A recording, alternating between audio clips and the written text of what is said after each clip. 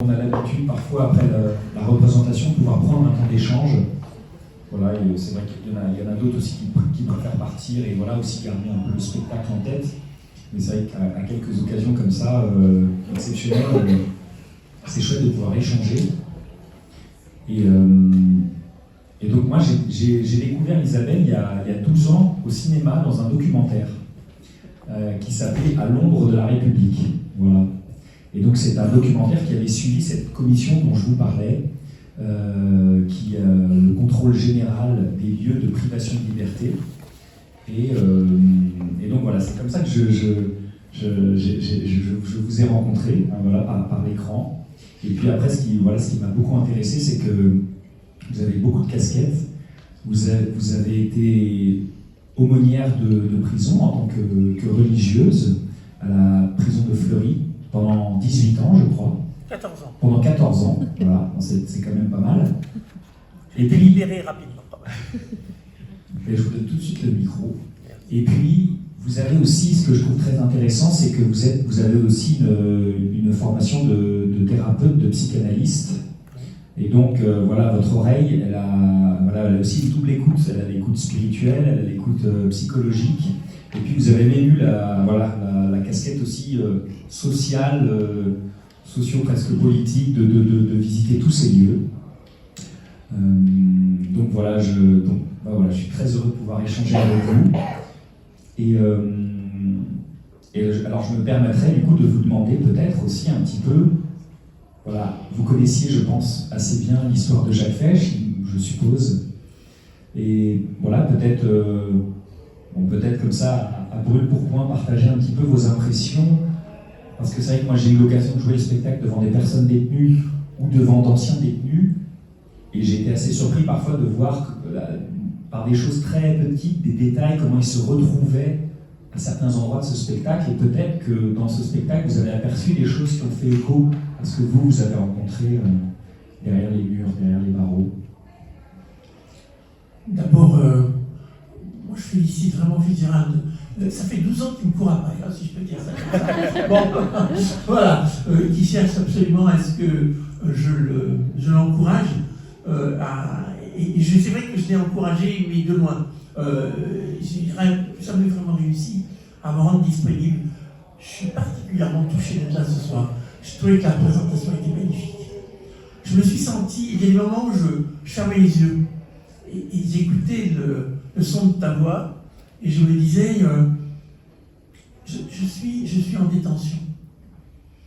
Vous savez, 14 ans à Fleury-Mérogis avec ces messieurs, wow, tous très recommandables, mais tellement humains. Il y a comme des traces de tout ça qui me sont revenues en écoutant. Et en écoutant évidemment ce que disait Jacques Fesch, mais à travers toi, notamment, ça sert à quoi l'enfermement? Ça sert à quoi la punition? C'est quoi une punition? C'est quoi finalement par rapport à la faute commise? Et du coup, c'est quoi la faute? Comment on peut la qualifier? Comment on sort de tout ça? Et c'est quoi la rédemption? Alors avec ça, vous savez, quand on a déjà fait toutes ces questions-là, on se dit, bon, ben d'accord, hein, on va se coucher, parce que là, bonjour le truc. Hein. Bon, et en même temps, après toutes ces années passées à écouter des personnes détenues, à être complètement, j'allais dire, immergé dans ce lieu. Et maintenant, avec mon cabinet de psy, ce sont ces mêmes questions. C'est quoi la faute? Comment on en sort? Comment on se libère? Comment est-ce que la société, chacun de nous, on est capable de poser un regard sur la faute, celle de l'autre, et la nôtre aussi, et nous aider à croire qu'il y a une autre voie possible que simplement la condamnation. Voilà. C'est ça aussi que j'ai ressenti, très fort. Est-ce que vous auriez peut-être une histoire, une personne qui vous est venue en voyant ce spectacle où ça fait écho, Ça peut être dans les moments de désespoir total, mais aussi dans ces moments où on retrouve un peu d'espérance malgré la dureté. Alors j'ai une histoire, oui, qui me vient assez souvent, qui est un peu terrible. Bon, c'est pas un personnage d'abord recommandable. Ce que je trouve intéressant avec Jacques Fesch, c'est que, bon, c'est un peu, j'allais dire, chacun de nous, on est capable de tuer, hein, tous, absolument tous. Ça, il ne faut jamais l'oublier. Alors, voler, violer, c'est une autre affaire. Bon. Mais tuer, oui, on tue. Un accident de voiture, un coup mal porté, une bagarre qui finit mal, on peut tuer. Bon. Je pense à... Alors moi, je l'appelle Victor. Bon. C'est un tueur en série. Alors, c'est pas très recommandable, un tueur en série, quand même. Hein. Bon. Il me fait appeler à l'issue d'un de ses derniers procès. J'étais affolé, hein. Et il me dit... Bon, j'ai quelque chose à vous demander. D'abord, j'ai quelque chose à... Enfin, deux choses à vous demander. La première, j'ai appris que ma dernière victime était chrétienne. Je voudrais que vous priez pour elle. On ne dit pas ça dans les journaux quand même. Hein. Et la deuxième chose, mais répondez pas tout de suite. Si Dieu existe, est-ce que vous croyez qu'il va me claquer la porte au nez? Bon, qu'est-ce que j'en sais, moi? Mais quand même, ça c'est une vraie question. Et quand j'entends, à travers ce que tu disais du texte de Jacques Fesch, c'est quelque chose comme ça, quoi. Cette certitude qu'il avait d'être reçu, bon, tout le monde l'a pas. 8 jours après, je reviens le voir, il me dit, attendez. J'avais 10 ans. J'étais dans une piscine, avec l'école, tout le monde commençait à sortir, et puis tout d'un coup, je vois un monsieur qui se noie. Alors je veux lui prêter main forte. Mais je ne suis pas assez costaud, moi. Alors j'appelle à l'aide. Puis on sauve le monsieur. Et on me donne une médaille parce que j'ai sauvé une vie. Est-ce que vous croyez que Dieu, quand je me présenterai à lui, va prendre ça en compte? D'accord. Bon, j'ai la question. Qu'est-ce qu'on répond dans un cas comme ça? Vous voyez, il y a plein de réponses. Hein. Mais oui, Dieu vous aime, pas de problème, il aime tout le monde. Non. C'est pas ma foi. C'est pas comme ça que j'ai envie de dire les choses. Mais là, je sentais que j'étais acculé. Je sens bien dans tout ce trajet de Jacques Fesch, hein, à travers la manière dont tu le joues, en plus, c'est tellement magnifique. Bon, vraiment, tellement habité. C'est à la fois la certitude d'un Dieu qui aime, et en même temps, bon, il y a le combat. Hein. Où est-ce qu'on va? C'est quoi le sens de notre vie? Alors qu'est-ce que je vais répondre à ce Victor? Quelque chose que je puise au plus profond de moi, auquel je crois là aujourd'hui. Dieu ne désespère d'aucun d'entre nous. C'est le Dieu que j'ai rencontré, et c'est celui dont témoigne Jacques Fesch. Dieu ne désespère d'aucun d'entre nous. Bon. Et alors, Victor m'a dit, les hommes ont désespéré de moi, ils m'ont condamné à perpétuité. Dans un sens, tant mieux quand même. Hein. Bon, je veux dire, c'est assez dangereux quand même, ce monsieur. Non. Et en même temps, comment ne pas barrer la route à l'espérance? Comment lui conserver un morceau d'humanité quand même à cet homme? Parce que c'est ça aussi qu'il y a dans Jacques Fesch. C'est qu'il retrouve son humanité, sa véritable humanité. Voilà. Un homme digne et libre, qui est capable de dire qu'il est aimé, malgré ou avec. Et bien Victor, il m'a dit, enfin, une lumière au bout du tunnel. Je pense à lui souvent. Voilà. Tout le tueur en série qu'il est. Voilà. Et je me dis, on est confronté, alors on parle des tueurs en série toutes les 5 minutes, heureusement. Mais ce que je veux dire, on est confronté pour nous-mêmes aussi à cette question de fond, finalement. Est-ce que nous croyons que nous sommes aimés? Vous savez, je suis psychanalyste. Honnêtement, c'est pas ceux qui vont bien et qui viennent me voir et qui me disent « Ah, je viens vous voir pour vous dire que je vais bien. » Ah ben non, ça, ils viennent pas pour ça. Hein. Ils viennent pour dire combien ils ne croient pas en l'amour, combien ils sont indignes de l'amour. Et Jacques Fesch, d'une certaine façon, il nous dit le contraire, malgré ou avec ce qu'il a fait. Et il reconnaît, j'allais dire, les traces du malheur, pas seulement pour lui, mais évidemment pour ceux qu'il aime, ses enfants, sa femme, Henriette, je ne sais plus comment ça. Pierrette, ah oui, bon. Important, j'aurais dû me souvenir de Pierrette. Voilà. C'est ça que ça m'inspire d'abord. Et voilà l'histoire que je pouvais raconter, qui me paraît pas complètement... Alors évidemment, c'est très éloigné de nos vies. On se dit, bon, en série quand même, on est loin de ça, bien sûr, et en même temps. Vous savez, je ne mérite pas d'être aimé. Le nombre de fois où j'entends ça. Bon. Un peu ça quand même, sûrement. Justement, je vais tout de suite parler de votre livre, parce que vous avez écrit plusieurs livres qui sont souvent ce type d'histoire, en fait, que vous avez entendu dans votre cabinet, dans les cellules, dans les asiles aussi. Celui-ci là qui vient d'être publié, qui s'appelle « Vivre avec l'irréparé ». Commence avec une petite dame qui s'appelle, que vous avez nommée Yvette, dans un asile psychiatrique. Et c'est vrai que voilà, ce sont plein de petites histoires bouleversantes et pleines d'humanité, en fait. Et c'est ce qui me plaît beaucoup. Et c'est là où effectivement c'est sans doute ça qui m'a guidé vers Jacques Fesch.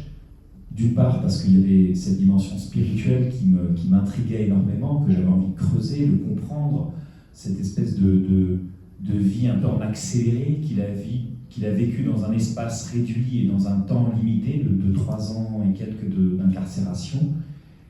Donc cette dimension spirituelle, mais aussi cette dimension qui touche un peu à toute l'humanité. Et moi, c'est ce qui, peut-être aussi vous a touché, je l'espère, c'est cette dimension un peu universelle de cette vie.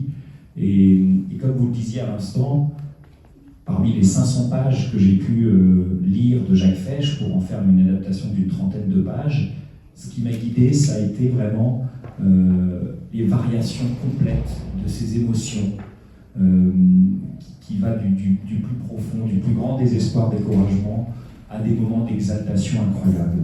Et la façon dont, comme il le dit, ce n'est pas parce qu'il a la foi que tout d'un coup tous ses problèmes sont réglés et que la vie est un long fleuve tranquille. Au contraire, il rentre dans une lutte.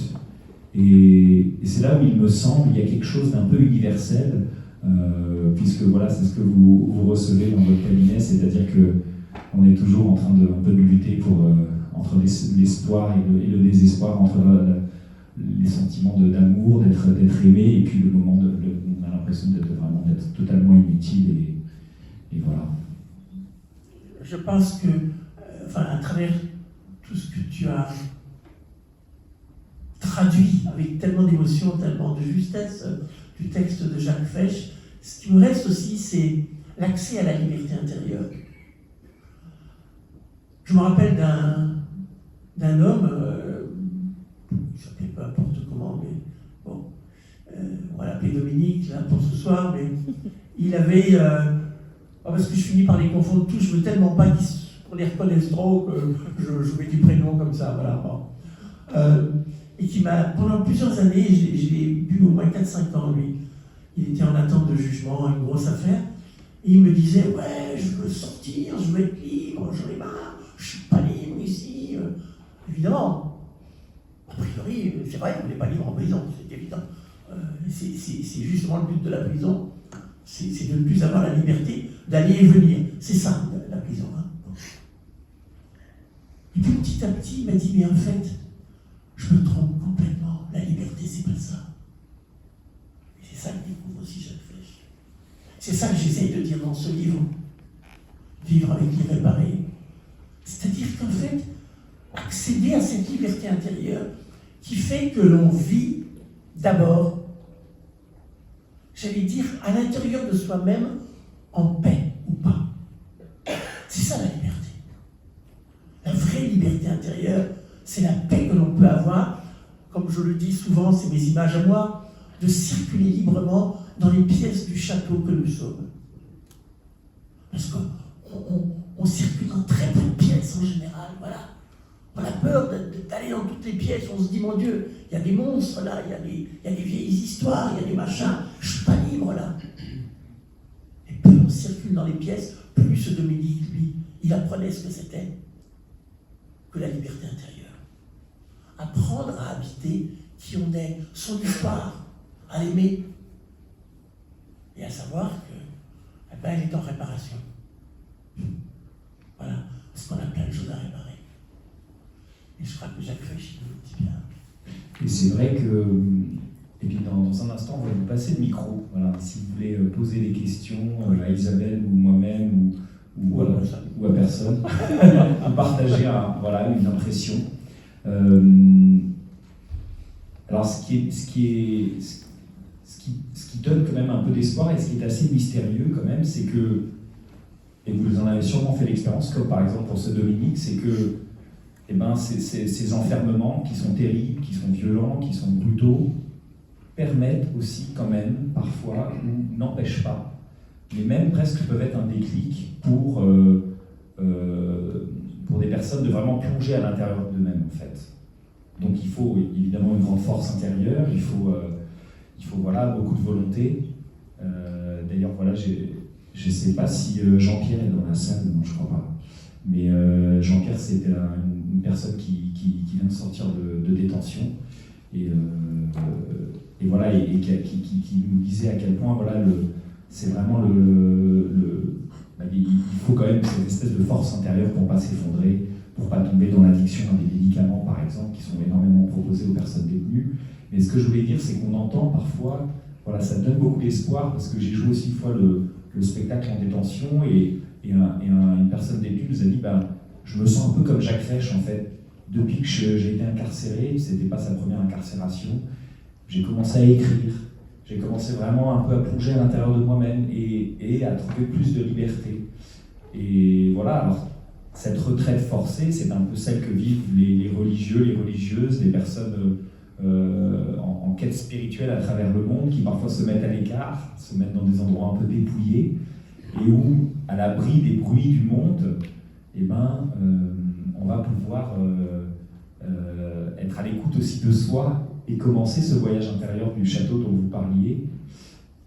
Et Jacques Fesch va même jusqu'à dire une phrase qui est assez célèbre, mais que je n'ai pas repris dans le spectacle. Il dit même que lui, il entendait, il dit qu'on n'entend plus distinctement le Christ quand on est dans cet enfermement, quand on est dans cette prison. Il a senti vraiment pouvoir accéder à lui d'une manière plus directe. Alors là, après l'expérience de la foi, ça c'est quelque chose d'éminemment personnel et de complexe. Moi je ne vais pas trop parler de ça ce soir, parce que là j'en aurais pour des heures. Je suis religieuse aussi, bon là vous voyez. Bon voilà, je suis mal barré, j'ai vraiment... Bon. Je voulais juste dire, ça va paraître un peu étonnant de le dire comme ça, et peut-être un peu provocateur, mais bon, pour ceux qui me connaissent, c'est un peu mon style. En fait, on est tous en prison, mais on ne le sait pas. Et ça, vous voyez, je crois que des récits comme cela, ils ne sont pas simplement des récits d'autres gens. Voilà, on raconte une histoire de quelqu'un qui, de toute façon, c'est pas nous, on n'a pas tué, on n'a pas ceci. Bon. Mais on est tous en prison, quelque part. On a tous quelque chose en nous qui nous enferme, qui n'est pas résolu, qui est... Voilà, alors une ou plusieurs, hein, bon, et qui sont comme des souffrances, des douleurs, des secrets, des non-dits, des trucs, bon, voilà. Et je pense que des itinéraires comme celui de Jacques Fesch, ils nous montrent, parce que c'est ça dont il se libère aussi.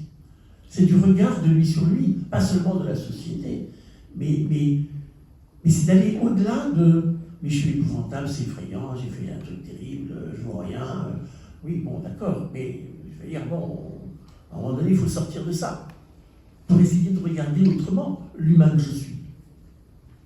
Eh bien, c'est tout le travail à la fois de la foi, alors de l'envoyé de prison que j'ai été pendant de nombreuses années, mais aussi de la psychanalyste que je suis, et qui était déjà psychanalyste quand elle était envoyée de prison.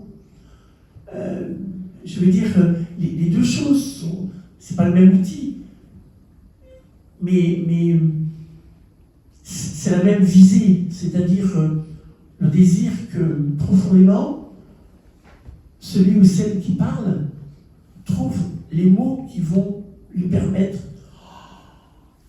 d'agrandir l'espace intérieur, voilà, de respirer plus profondément, de visiter davantage les pièces du château, d'être plus libre, pour lui, pour les autres. Je vous assure, c'est spectaculaire quelquefois en prison. Alors, évidemment, parce que c'est comme un laboratoire. Hein. Bon, c'est comme sous une loupe, donc les choses sont plus énormes. Et le texte de Jacques Fesch, du coup, est énorme. Et nos vies, c'est plus éparpillé ce qui nous arrive. Mais c'est du même ordre. Et n'ayons pas peur de faire ce chemin. Oui, voilà, ça me revient maintenant ce que disait Jean-Pierre l'autre jour. Il disait en prison, les émotions sont décuplées. Bien sûr. Voilà, cette expression m'a marqué. Et c'est effectivement ce qu'on. Il faut apprendre à gérer ça. Alors évidemment, en prison, c'est très facile de donner de la drogue et tout plein de choses de ce genre. Et des médicaments. D'abord, ça calme la détention, donc tout le monde a l'air content. Sauf que le légume qu'il est au démarrage, c'est tellement ça. C'est-à-dire les jours qui ressemblent aux jours. Et si on en reste là et si on ne sort pas de ça, mais qu'est-ce qu'on a fait de sa vie, quoi. Mon Dieu, heureusement qu'il y a eu tout ce travail, toute cette rencontre. Voilà.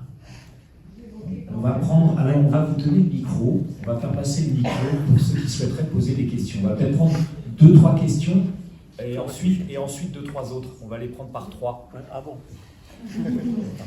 Non? Oui, si, non, enfin bon, on se couchera quand même avant. C'est pas une question, moi, c'est simplement dire qu'il y a quand même un mystère de la foi, le mystère du don de la foi. Oui. Vous voulez dire par là que tout le monde l'a pas? Tiens, Ah ben bien sûr. On est bien d'accord. son enfermement, bien sûr que ça devient une ouverture. Dans l'enfermement, ça devient une ouverture. Oui, je répète parce que tout le monde n'entend pas. Combien avez-vous entendu qui ont vécu ça? Combien est-ce que j'en ai entendu qui ont vécu ça? Oui. 10%? Faut être honnête. Voilà. Mais oui, mais c'est vrai. On ne peut pas dire oh ben, c'est parce que vous ne priez pas assez, alors vous n'avez pas la foi parce que vous ne priez pas. Ça, alors je vais vous dire, faut les écarter de vous, les gens qui vous disent ça. Hein. C'est vrai que c'est un don. On ne sait pas comment, on ne sait pas. Mais il peut quand même se transmettre quelque part. Voilà. J'espère. Non, mais il peut se dire. Voilà. Mais bon. Mais j'entends votre question. Une question tout en haut. Puis il y a Juliette qui veut dire quelque chose. Juliette, quand même, attention, il faut qu'elle dise quelque chose. Hein. Bah, j'espère. Ah oui, puis le temps qu'elle attend, elle aussi. Madame, est-ce que vous pouvez nous préciser la différence entre l'irréparé et l'irréparable? Ce que vous faites comme... Ah, alors ça, vous voyez, c'est tout mon livre. Je vous remercie de cette question, mais effectivement, c'est tout mon livre. C'est-à-dire que ça m'est venu au bout de beaucoup d'années d'écoute, ça. Voilà. C'est-à-dire que j'entendais arriver chez moi, ou à la prison, enfin, de tous ceux que j'ai pu écouter, ça fait quand même pas loin de 40 ans que j'écoute quand même, hein, bon. C'est-à-dire que j'ai commencé à 2 ans, vous voyez, donc... voilà, non. Et j'ai vite entendu dans mon cabinet que les gens, ou ailleurs, disaient « c'est foutu, ma vie est foutue, c'est irréparable ». Voilà. Je ne pourrais pas revenir en arrière, ce que j'ai fait, c'est horrible, je voulais tellement que ça n'ait pas eu lieu, etc., etc. Et je me suis dit, là, il y a eu une impasse. C'est fait, absolument. Voilà. C'est fait. Il y a 10 minutes ou 20 minutes quand on a commencé, c'est fait. On ne revient pas en arrière, c'est fait, c'est tout. Voilà. Le temps, c'est irréparable. On ne peut pas revenir en arrière. J'ai invité des gens, je vais progressivement, j'ai invité des gens à dîner, mon poulet est complètement foutu, c'est irréparable. Mais plus grave, j'ai eu un accident de voiture, j'ai tué quelqu'un involontairement, c'est irréparable. Et puis il y a les conséquences de ça. C'est-à-dire qu'il y a les conséquences de tout ce que ça va engendrer en moi. Tout ce que ça va, les traces de ça, comment je vais les gérer? Comment je vais apprendre à vivre avec cet irréparable? Comment je vais en faire un chemin de vie et non pas un chemin de mort? C'est ça que j'appelle vivre avec l'irréparé. L'irréparé, c'est-à-dire ce qui n'est pas encore réparé. mais qui doivent pouvoir l'être. Mais qui n'est pas l'irréparable, qui n'est pas ce qui a eu lieu. J'ai tué. Ça, c'est pas réparable. Mais les conséquences de ça c'est réparable. Et ça s'appelle l'irréparé parce que ça reste en réparation à venir. Est-ce que l'explication est assez claire? Voilà. Alors, c'est tout le livre, hein, voilà. Mais je vous remercie beaucoup, parce que c'est effectivement la différence et qui est fondamentale pour moi. Parce que sinon, on est dans l'impasse. Et s'il était resté, Jacques Fesch, sur non seulement ce qu'il avait fait, mais sur ce qu'on lui disait qu'il avait fait. C'est-à-dire que c'était volontaire, qu'il était le pire des bandits, c'était un salaud de première. Mais je veux dire, sa vie, elle n'avait plus aucun sens. Comment récupérer à l'intérieur de ça le sens nécessaire pour vivre ce qu'on a à vivre? Et ça, c'est l'irréparé. Et apprendre à vivre avec cet irréparé. Mais c'est plein d'espérance, hein, je vous assure. Je vous le conseille fortement. Non, mais bon, c'est de l'autopub, voilà. Et quand même. Allez, Juliette. Merci beaucoup pour cet échange. Moi, j'avais en tête la justice, parfois donc les juges ou les CEPIP qui sont assez sceptiques par rapport à des associations comme la justice restaurative ou d'autres initiatives de la société civile, tout simplement parce qu'ils partent du principe que l'échange n'est pas possible avec certains détenus parce qu'ils sont malades psychologiquement et que du coup la société civile serait pas assez lucide sur l'état dans lequel ils sont. Et donc je me pose toujours cette question, est-ce que c'est possible d'avoir un chemin d'espérance avec quelqu'un qui est malade psychologiquement? Et évidemment, c'est une question qu'on se pose aussi dans nos vies, avec nos proches, dans nos familles, en disant, est-ce que quelqu'un qui est malade psychologiquement, il y a un chemin de rédemption possible? Oh là, alors, tout dépend de ce qu'on appelle malade psychologiquement, parce qu'il y a quand même des degrés. Hein. J'ai rencontré dans les... Vous voyez, le Victor en question, il n'est quand même pas très très bien dans sa tête, mais il a quand même une capacité de conscience qui n'est pas nulle.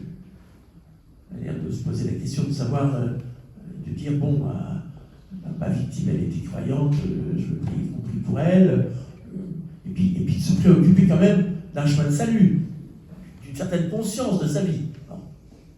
Et puis il y en a d'autres que j'ai rencontrés qui étaient complètement pris par la psychose, la folie complète. Voilà. Des gens tellement abîmés psychiquement, je ne crois pas que ça passe par le même chemin. Voilà. Bon.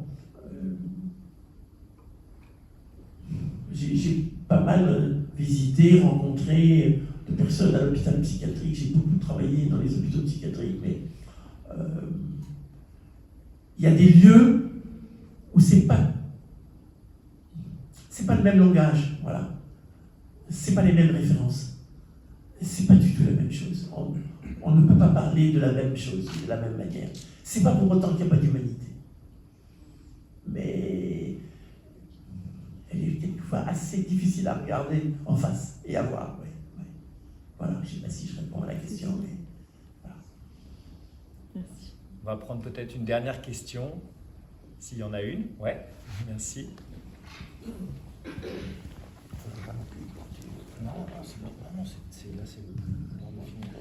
Bonjour. Oui, je voulais tenter le coup peut-être un petit peu différemment. Dans ma prime jeunesse, quand j'ai commencé à travailler, j'étais travailleur social. Et 2 fois, j'ai été amené à amener, c'est le cas de le dire, un jeune dans un hôpital psychiatrique, celui de Plaisir, dans les Yvelines. Je n'ai pas de connaissance de la prison, mais par ce biais-là, je suis rentré dans un hôpital psychiatrique, lieu d'enfermement, et ça fait froid dans le dos. C'est des images, j'y pense peu, heureusement. Heureusement. On m'a parlé énormément de chemin intérieur et de cheminement intérieur. Or, le spectacle fait aussi une grande place à l'extérieur. On voit bien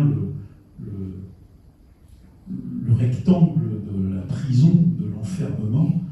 Et alors vous avez évoqué le fait de surveiller, le fait de punir, et c'est très étonnant parce qu'avant de venir te regarder et puis de venir ici, je pensais beaucoup à Michel Foucault et son livre Surveiller et punir, dans lequel on voit tout le cheminement humain extérieur, je dirais même le mauvais génie, pour punir les gens, les surveiller, et l'aspect extérieur, l'aspect structurel de l'extérieur, je voulais vous demander comment vous le jugez, vu que vraiment on a l'impression par moment que ce sont des machines à broyer l'humanité de toute personne à un point où la rédemption paraît impossible quelquefois. Et ça, c'est une question qui me travaille dans une certaine mesure, pas trop non plus, parce que je lutte contre. Voilà. Merci beaucoup de cette question. Elle m'habite en profondeur. Oui,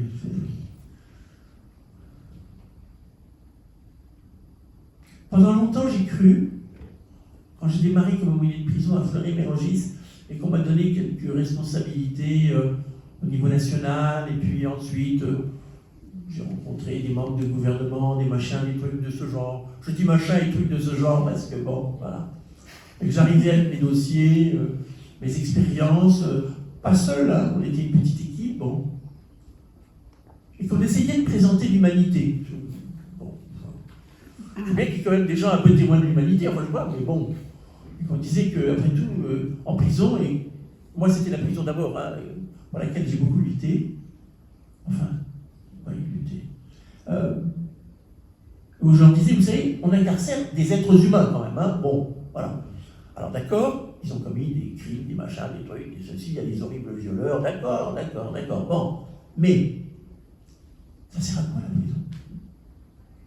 Alors, on fait des grandes théories.